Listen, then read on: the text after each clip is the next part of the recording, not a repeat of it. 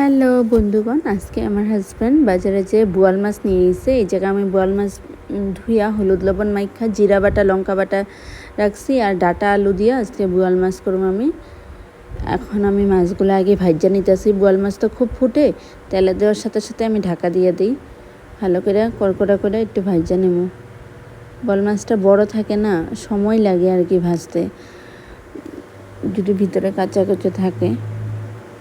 4 পিসই বোয়াল মাছ আজকে আনা হয়েছে, 4 পিসে আমি ডাটা আলু দিয়ে রান্না করে নেব। এখন মাছগুলো ভালো করে ভাজা হয়ে গেছে, আমি এখন নামায় নেব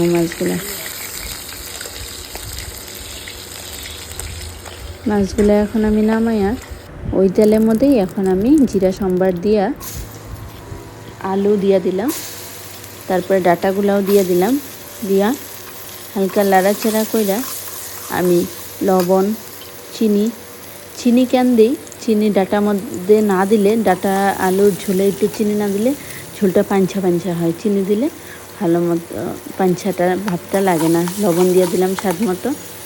এখন আমি হলুদ দিয়ে দেব, দেওয়ার পরে নাড়াচাড়া কইরা আমি জিরা বাটা লঙ্কা বাটাটা দিয়া ভালোভাবে কষায় নেব।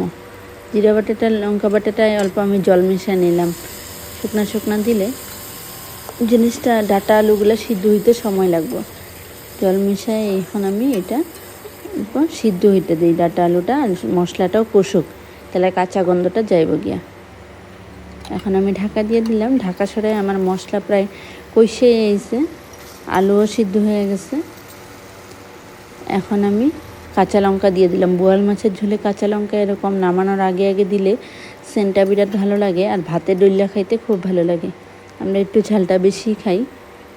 এখন আমার ঝোল অনেক উতলায় গেছে ভালোভাবে। এখন আমি ভেজে রাখা মাছগুলো দিয়ে দেব। বোয়াল মাছের ঝোল অনেকে অনেক কিছু দিয়ে খায়, বেগুন দিয়ে খায়, বোয়াল মাছ কষা খায়, ডাটা আলু দিয়ে খায়। আমার বোয়াল মাছটা অত পছন্দ না, আমি ডাটা আলু দিয়ে করলে খারাপ লাগে না। ডালের বড়ির দিন আইতেছে, বেগুন ডালের বড়ি দিয়েও ভালো লাগে খাইতে। এখন আমার বোয়াল মাছের ঝোল আমি নামায় নিলাম, দেখো কি সুন্দর কালার।